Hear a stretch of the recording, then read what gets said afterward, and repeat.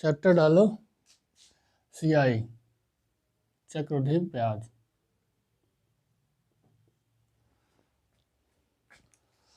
लिखो भाई next question, एक क्वेश्चन लिखो।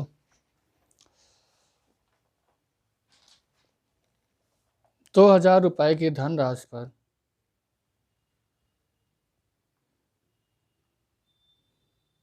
पहले वर्ष का चक्रवृद्धि ब्याज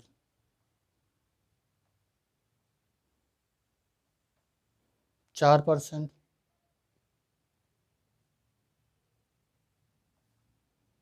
दूसरे वर्ष का चक्रवृद्धि ब्याज 5%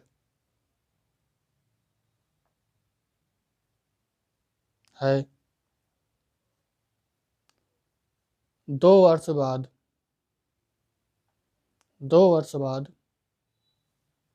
चक्रवृद्धि ब्याज 2 वर्ष बाद चक्रवृद्धि ब्याज और चक्रवृद्धि ब्याज और साधारण ब्याज में अंतर क्या होगा?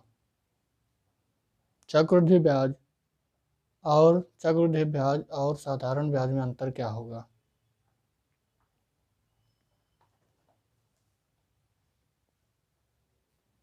तो करते हैं इस क्वेश्चन को। क्या क्या दिया है बताओ भाई। 2000 दिए हैं, पहले वर्ष का CI दिए है 4% दर दिए हुए हैं। दूसरे वर्ष का 5% दिए हुए हैं। 2 वर्ष बाद CI और SI में अंतर। CI और SI में अंतर यानी T बराबर दिए है 2 वर्ष, और एक पूछा गया है CI और एक पूछा गया है CI SI में अंतर। ठीक, अब देखो 4% का मान कितना हो जाएगा बताओ? 1/25। और 5% का कितना हो जाएगा? 1/20। दोनों का एलसीएम कितना होगा? 25 दूनी 50 है, 100 हो जाएगा, है ना? ठीक, अब इससे पहले वर्ष देखो दिया जाता है 1/25। ठीक, तो तुम 1/25 दोगे तो कितना आएगा? अरे 25 से काटोगे तो कितना आएगा? 25 चौको 100। और दूसरे वर्ष तुम 1/20 दोगे तो कितना आएगा? 5 आ जाएगा। और जब दूसरे वर्ष देते हो तो कितना देते हो? दूसरे वर्ष वाला देते हो, यानी 1/20। तो इसका कितना आएगा? 1/20, 1/4 पंचे 20, 1/5। अब पूछा गया है कितना? CI पूछा गया है, तो भाई 100 बराबर दिए हैं कितने के? 2000 के। तो 1 बराबर कितने का हो गया? 20 के। CI कितना हो गया? 5 4 9, और 9 प्लस का 1/5, ये तो हुआ। तो 9 45 1 46, 46/5। या चाहे 1/5 का मान कितना होगा? सीधा सीधा निकालो ना, 9.20 यहाँ निकालो, 9.20।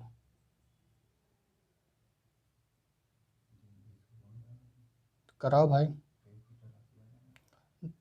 गुणा कराओ 20 का, तो 0, और यहाँ पे कितना हो जाएगा?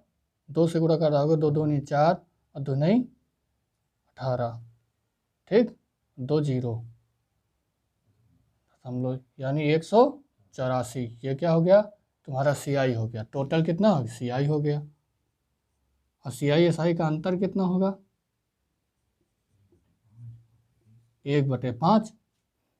तो 1/5 निकालोगे तो 1/5 बराबर कितने का हो जाएगा? 20/5 के, यानी 4 आंसर। अब देखो एक दूसरा तरीका भी है। अगर इतनी ही चीज़ें दी हुई हैं तो दूसरा तरीका तुम वो लगा सकते हो, +-x +-y। 2 वर्ष के लिए बताया भी था। अब +-xy/100। तो ये क्या होता है? ये होता है CI का अंतर, और ये पूरा कितना हो जाता है, पहले बताया था, ये पूरा हो जाता है CI 2 वर्ष के लिए। तो जब 2 वर्ष के लिए हो जाएगा तो इसको लगा दो, 4% प्लस 5% प्लस का 4 × 5/100 कितना हो जाएगा, जोड़ोगे 5 4 9 और 5 चौके 20 यानी 9.20। जो पॉइंट के एक्स्ट्रा लिखा हुआ है यही है तुम्हारा CI का अंतर, जो ये वाला है, ये क्या है, CI का अंतर है। तो 9.0 तुम यहाँ निकाल चुके हो, देखो इसी सवाल में 9.20 निकाले हो। तो 9.20 तुम निकालोगे किसका, 2000 रुपये का। भाई वैल्यू कितनी है, 2000 रुपये। तो 2000 रुपये का 9.20% ये निकालना है, 9.20%। 20 से 20 काट दोगे, क्या ये क्या आता है भाई, यह परसेंटेज में आता है ना, तो परसेंटेज ही उसकी निकालोगे। 2 0 से 2 0 खत्म, और गुणा कर दो इसमें भाई, कितना आएगा, 184 ही आएगा। कर लो भाई। और अगर 2000 रुपये का CI का अंतर निकालना है तो कितना निकालोगे, 5 चौके 20 यानी 0.20/100%। इसको निकालोगे तो आएगा तुम्हारा आंसर 4।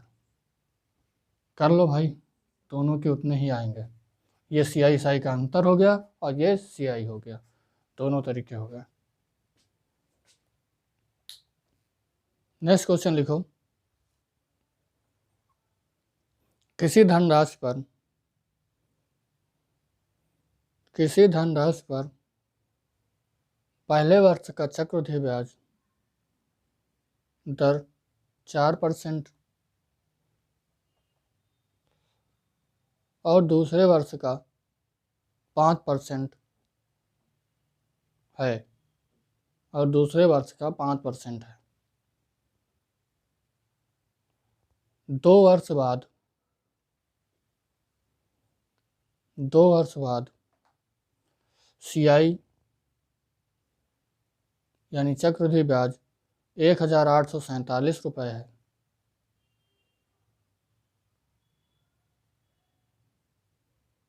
तो वह धनराशि ज्ञात कीजिए।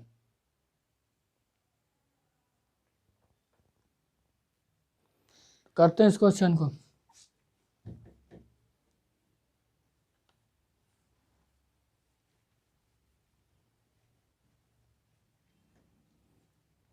क्या क्या दिए हैं, P नहीं दिए इस बार, P पूछा हुआ है, R दिए हुए है कितना, 5%, पहले वर्ष का 4%, दूसरे वर्ष का 5%, 5% दिए हुए है, और CI दिए हुए है 2 वर्ष बाद, T बराबर दिए है 2 वर्ष, CI दिए हुए 1847। तो देखो भाई, परसेंटेज यहाँ रखते जाते हैं, पहले 4%, फिर 5%, और 4 × 5/100 कितना आएगा, 9.20। तो 9.20 आया, कितना CI आया, तो 9.20 बराबर CI के यानी 1847 के। अब ये परसेंटेज है, तो ये किसी संख्या का 9.20 बराबर रहा होगा 1847 से। परसेंटेज घटाओगे यहाँ क्या आ जाएगा, 0 आ जाएगा। तो P बराबर क्या हो जाएगा, 1847 00/9.2 9.2 भाग दे दोगे इसको तो आएगा कितना, 20,076.08 कुछ करके आएगा, तो पॉइंट वाली को छोड़ देंगे, एग्जैक्ट वैल्यू इतनी लेंगे, 20,076 आंसर हो जाएगा। नेक्स्ट क्वेश्चन लिखो, कोई राशि चक्रवृद्धि दर से 5 वर्षों में 2 गुना हो जाती है, 5 वर्षों में 2 गुना हो जाती है, तो वह कितने वर्षों में अपने से 8 गुना हो जाएगी। अपने से 8 गुना हो जाएगी। अपने से 8 गुना हो जाएगी।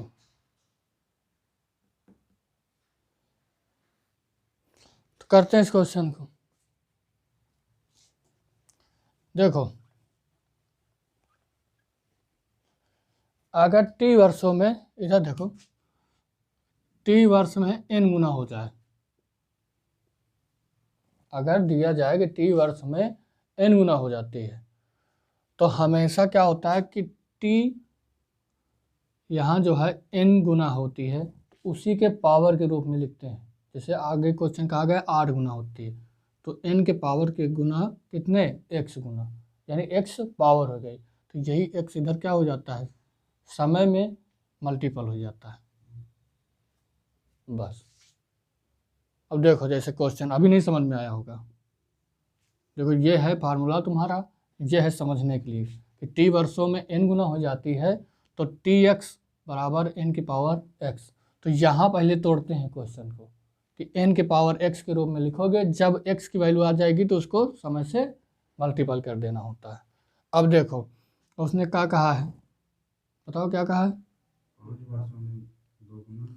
तो 5 वर्ष में जो हो जाती है 2 गुना हो जाती है। देखो ऐसे लिखना है, 2 गुना हो जाती है। कितने वर्षों में? कितने वर्षों में, यानी t अपने से 8 गुना हो जाएगी।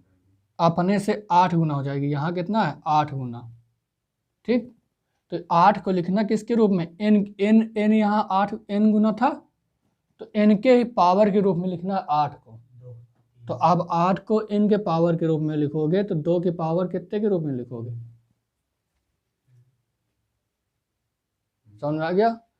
अब यहाँ t बराबर कितना दिए है, 5 दिए, t बराबर 5, तो 5 यहाँ आगे क्या करोगे, t बराबर 5 लिखोगे, और यहाँ क्या होता है, गुणे x, यानी इसमें कर दोगे 3 का मल्टीपल। कितने वर्ष हो जाएंगे टोटल, 15 वर्ष। आंसर। नेक्स्ट क्वेश्चन लिखो, एक निश्चित राशि चक्रवृद्धि ब्याज पर 5 वर्ष में k गुना हो जाती है। चक्रवृद्धि ब्याज पर 5 वर्ष में k गुना हो जाती है। चक्रवृद्धि ब्याज पर 5 वर्षों में k गुना हो जाती है। 30 वर्षों में वह कितने गुना हो जाएगी। 30 वर्षों में वह कितने गुना हो जाएगी,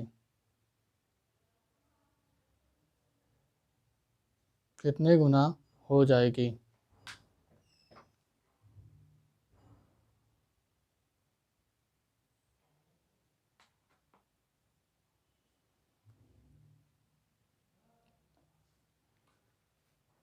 तो करते हैं इस क्वेश्चन को।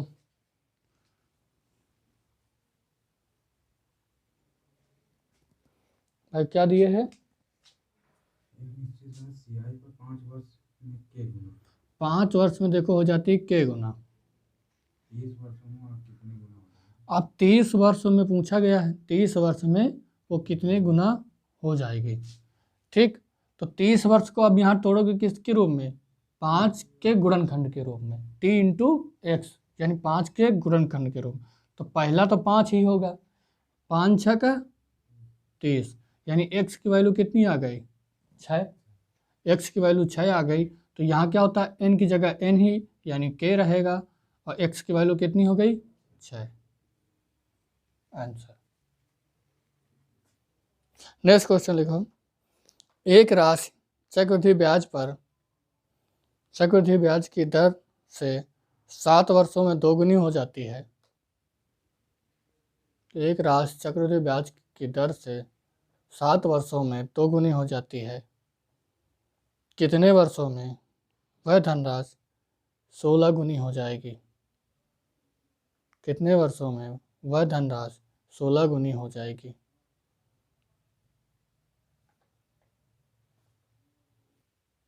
तो करते हैं इस क्वेश्चन को। हाँ भाई बताओ। 7 वर्ष में देखो हो जाती है 2 गुनी, फिर वो कहता है कितने वर्षों में ये 16 गुनी हो जाएगी। कितने वर्षों में, 16 गुनी। तो यहाँ क्या करोगे, 2 के घात के रूप में लिखोगे इसको। यहाँ भी n था, n अब n के पावर के रूप में लिखा जाएगा, 2 के घात के रूप में। तो 2 दूनी 4 दूनी 8 दूनी 16 यानी 4। अब यहाँ 7 तो वैसे ही रहेगा, t की जगह t यानी 7 की जगह 7 और इंटू x की वैल्यू कितनी आई 4 यानी 7 चौक 28 आंसर। यदि कोई धनराशि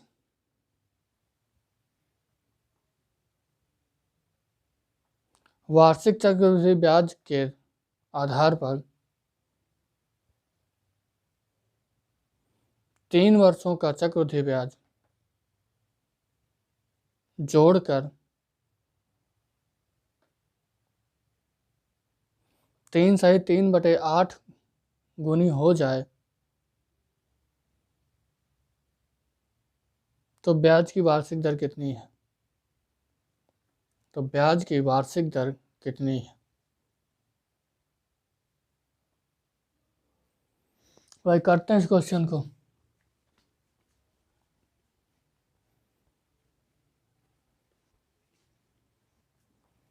क्या कहता है? कोई धनराशि वार्षिक चक्रवृद्धि ब्याज के आधार पर 3 वर्षों का चक्रवृद्धि ब्याज जोड़कर हाँ 3 से 3/8 गुनी। देखो, अब वो कहता है कि समय दिया है 3 वर्ष, ठीक, और 3 वर्ष में जो CI मिलता है उसको जोड़ दिया जाता है तो वह अमाउंट हो जाता है, क्या हो जाता है, वो प्रिंसिपल नहीं रह जाएगा, वह अमाउंट हो जाएगा, मिश्र धन हो जाएगा। 3 सही 3/8 गुना, ठीक। तो जब वो मिश्र धन हो जाएगा, ए बराबर दिया है 3 सही 3/8, इसको जब तुम तोड़ोगे तो 27/8। अब इसमें बताओ, ए बराबर नहीं, ये गुना दिया है, तो ये क्या है 27 मिश्र धन है और ये प्रिंसिपल है यानी मूलधन। अब फार्मूला तुम्हें पता है, ए बराबर P इंटू 1 + R/100⁻T।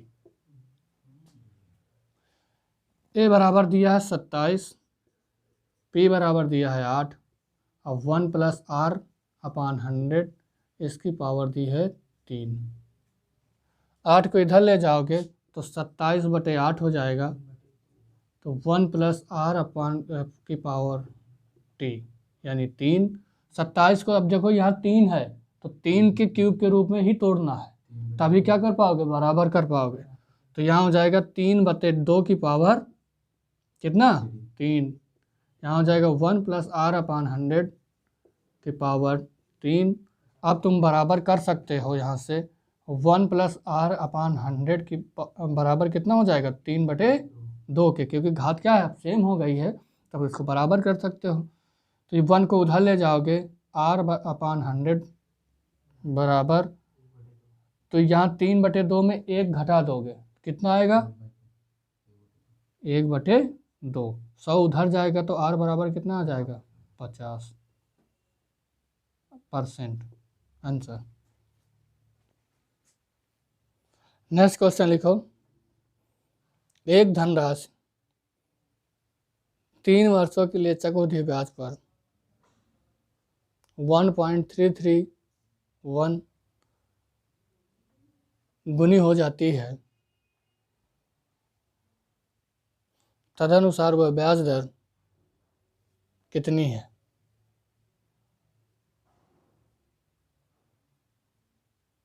तो करते हैं भाई क्वेश्चन को। देखो क्या दिए हैं, T बराबर दिए है 3 वर्ष और एक धनराशि जो है चक्रवृद्धि ब्याज पर कितने गुनी हो जाती है 1.331। तो जब वो धनराशि अपने से गुनी हो जाएगी तो क्या होगी, वो मिश्र धन होगी, ठीक। तो अब मिश्र धन हो जाती है 1. A बराबर कितना होता है 1.331 बराबर P अभी हमें पता नहीं है, ठीक, P हमें पता नहीं है, फिर 1 + R/100 और T यानी 3 हो जाती। तो यहाँ p बराबर तुम मान लो 1, मगर मानोगे क्यों?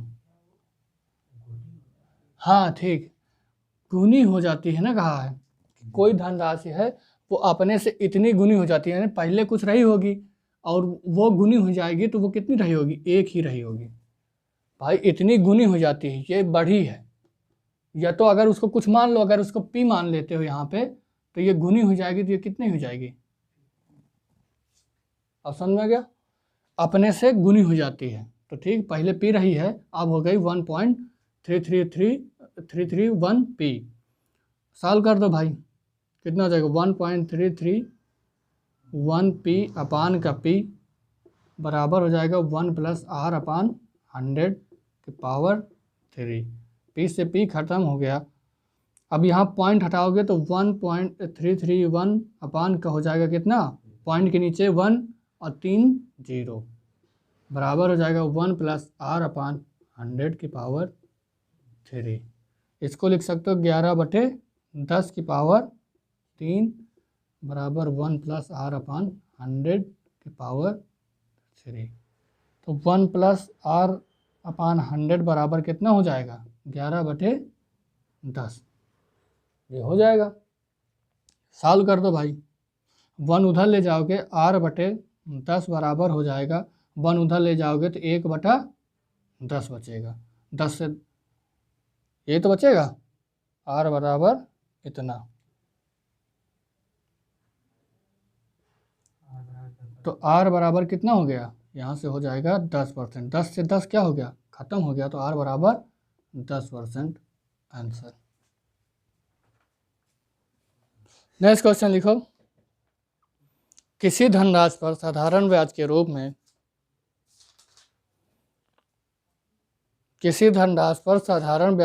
में 3 वर्ष में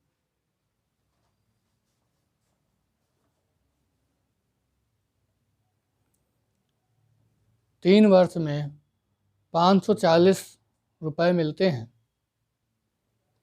540 रुपये मिलते हैं। यदि 2 वर्ष में उतनी ही ब्याज दर पर 376.20 रुपये का चक्रवृद्धि ब्याज मिले, 2 वर्ष में उतनी ही ब्याज दर पर 376.20 का चक्रवृद्धि ब्याज मिले तो राशि ज्ञात कीजिए।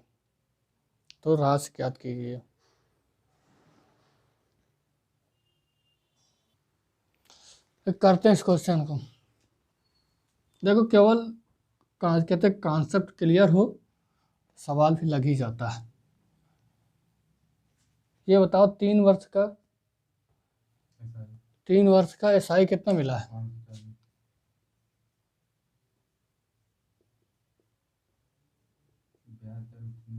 बस रुक जाओ, 3 वर्ष का कितना मिला है? 540। उतनी ब्याज दर पर 2 वर्ष का सीआई। अब देखो, ये बताओ कि जब 3 वर्ष का एसआई जो है 540 है, तो एसआई की प्रॉपर्टी क्या होती है? हर साल बराबर साधारण ब्याज, हर साल बराबर साधारण ब्याज। तो हर साल बराबर अगर दिया गया हो तो पहले साल कितना दिया गया होगा? पहले साल कितना दिया गया होगा? 3 बराबर भाग में बांट दोगे तो पहले साल कितना दिया होगा? 3 × 3 3 8 24। पहले साल 180 दिया गया होगा, दूसरे साल भी 180 दिया होगा और तीसरे साल भी 180 दिया होगा। ठीक, चाहे जो भी धनराशि होगा, साधारण ब्याज दिया गया है तो पहले साल भी वो वही रहेगी, दूसरे साल भी वही रहेगी और तीसरे साल भी वही रहेगी। चक्रवृद्धि ब्याज में होता है कि पहले साल साधारण ब्याज मिलता है, फिर दूसरे साल उसका चक्र घूमने लगता है, यानी साधारण ब्याज पे भी ब्याज मिलने लगता है। अब बताओ 2 साल का कितना मिला है उसका? हाँ, 2 वर्ष का सीआई कितना है? 2 वर्ष का सीआई जो है 376.20। तो पहले वर्ष तो CI की प्रॉपर्टी भी यही कहती है कि पहले वर्ष SI ही मिलता है। अगर वही दर रही होगी, वही धनराशि रही होगी, तो पहले वर्ष उसको कितना मिला होगा, 180 ही मिला होगा, क्योंकि पहले वर्ष तो उसको साधारण ब्याज ही मिलता है, चाहे चक्रवृद्धि ब्याज लगाओ चाहे जो लगाओ। दूसरे वर्ष क्या हो जाता है कि उसके ब्याज पे भी ब्याज मिल जाता है। तो अब भाई देख लेते हैं कि ब्याज कितना मिला है। 180 376 में घटा दो, कितना आया, घटाओ, 6 आया। 196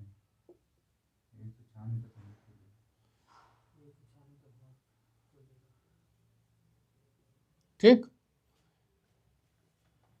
समझा गया।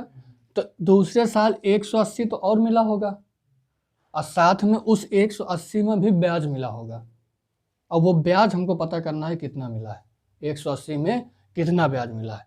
तो कितना, 180 तो यही फिर मिला होगा, यानी इसको तोड़ना किसके रूप में है, 180 तो तुमको फिर मिला होगा ना, और उस ब्याज पे भी ब्याज मिला होगा। तो उस ब्याज पे ब्याज कितना मिला है इसमें, इस तरह 16.20, ये इस ब्याज पे ब्याज मिला है। ठीक, अब निकाल सकते हो इससे परसेंटेज, निकाल दो भाई। परसेंटेज कितना होगा, 16.20 बटे 180 गुणे 100 कर दोगे तो 16 20 बटे 180, 0 से 0 खत्म, 8 से कर दो भाग तो 18 नहीं है,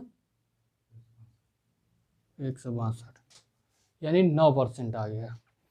अब देखो तुम केवल यहीं से निकाल सकते थे कि 3 वर्ष का 9% यानी 540, और वो भी नहीं करना तो 1 वर्ष का पता है 180, बस इसी से कर लो। कौन सी वो संख्या होगी, PRT/100, PRT/100 बराबर 180 के। तो P तो हमें नहीं पता है, P तो निकालना है, R पता है 9%, T हमें पता है। अगर 180 लेते हैं तो 1 वर्ष, और अगर 540 लोगे तो 3 वर्ष। तो हमें भाई पता है कि एक वर्ष का हमें पता है, तो हम 1 वर्ष लेंगे। तो T बराबर कितना, 1 वर्ष बटे 100 बराबर 180, 9 दूनी 18। तो P बराबर कितना हो जाएगा, 20 ये हो गए और 2 जीरो वो वाले हो गए, आंसर। एक निश्चित धनराशि, नेक्स्ट क्वेश्चन लिखो, एक निश्चित धनराशि वार्षिक रूप से संयोजित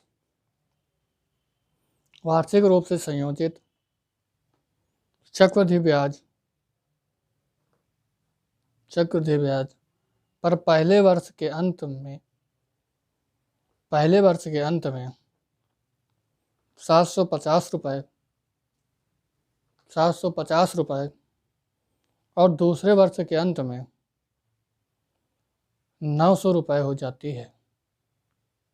पहले वर्ष के अंत में 750 रुपये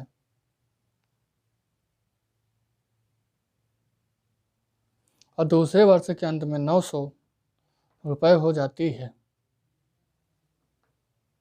मूलधन क्या है? तो भाई करते हैं इस क्वेश्चन को। देखो ऐसे पिछले जैसे सवाल है, और थोड़ा क्या है कि इस बार में धन दे दिया गया है। हाँ भाई बताओ क्या दिया गया है। एक निश्चित धनराशि वार्षिक रूप से संयोजित चक्रवृद्धि ब्याज पर पहले वर्ष के अंत में 750 रुपये। अब देखो वो पहले वर्ष के जब अंत होता है तो उसका रेट हो जाता है 750 रुपये और दूसरे वर्ष में वो हो जाती है 900 रुपये। ठीक, अब कोई धनराशि रही होगी, अभी समझने के लिए हम केवल मान लेते हैं x, आगे तुमको करना नहीं है। कोई एक धनराशि रही होगी x है, उस धनराशि में y जोड़ा गया होगा ब्याज, तब वो क्या बनी होगी 750 रुपये है। अब इसी में तो ब्याज लिया गया होगा, इस टोटल धनराशि में जब ये टोटल धनराशि बनी होगी इसी में कोई ब्याज फिर लिया गया होगा जो भी रहा होगा r, और तब वो धनराशि कितनी बन गई होगी 900 रुपये हो गई होगी। तो इसी धनराशि में तो ली गई है, तो 900 रुपये के लिए ये धनराशि क्या हो गया, मूलधन हो गई, क्योंकि ये पूरी धनराशि है। यहाँ ब्याज पे ब्याज भर नहीं जुड़ा, ये क्या है, सेकेंड वर्ष के अंत में ये क्या हो जाती है, ये भी एक मिश्र धन है। समझ आ रहा है। देखो पहले कोई धनराशि थी एक्स, मूलधन रहा होगा, उसमें कोई परसेंटेज लिया गया होगा, ब्याज दिया गया होगा और उस ब्याज को जोड़ा गया होगा तो 750 रुपये होगी। जब 750 रुपये होगी, अब तुम क्या करते हो कि पहले वर्ष में ब्याज देते हो और दूसरे वर्ष में तो वो एक्स तो रहता ही रहता है जो पहला ब्याज रहता है, और साथ में ब्याज में भी ब्याज जोड़ दिया जाता है जो भी रहता है। तो यहाँ पर भी वही है कि 750 क्या हो गया, मिश्र धन हो गया। तो 750 मिश्र धन हो गया, तो ये क्या हो गया, उसके लिए भी मिश्र धन हो गया। अब यहाँ से देखो कितना ज़्यादा है, 150 ज़्यादा है, किससे, 750 से। निकाल दो भाई, कितना आएगा, 15 5 75 है ना, 0 से 0 यानी 20%। 20% दिया गया होगा, 20% दिया गया होगा किससे, पहले वाली सूद से। तो भाई 20% एक्स्ट्रा। अब देखो वो धनराशि मान लो एक्स रही होगी, अब 20% उसमें दिया गया, 20% अगर हम निकालेंगे तो क्या निकलेगा, ब्याज निकलेगा। मगर ये क्या है, 750 क्या है, मिश्र धन है। तो मिश्र धन निकालने के लिए क्या करना पड़ेगा, 120 लेना पड़ेगा, 100 में जोड़ देंगे 120, बस निकाल दो भाई, आ जाएगा आंसर। 750 के बारछंग, इससे काट दो ना, सीधा सीधा इससे काट दो, बारछंग 72, और फिर 1 0 ये बचा, तो ये 0 को इधर ले जाते हैं तो यहाँ लिख देंगे बारछंग 72। अब एक बचा कितना, 3, 12 दूनी 24 और 12 5 60। तो x बराबर कितना आ गया, 625 आंसर।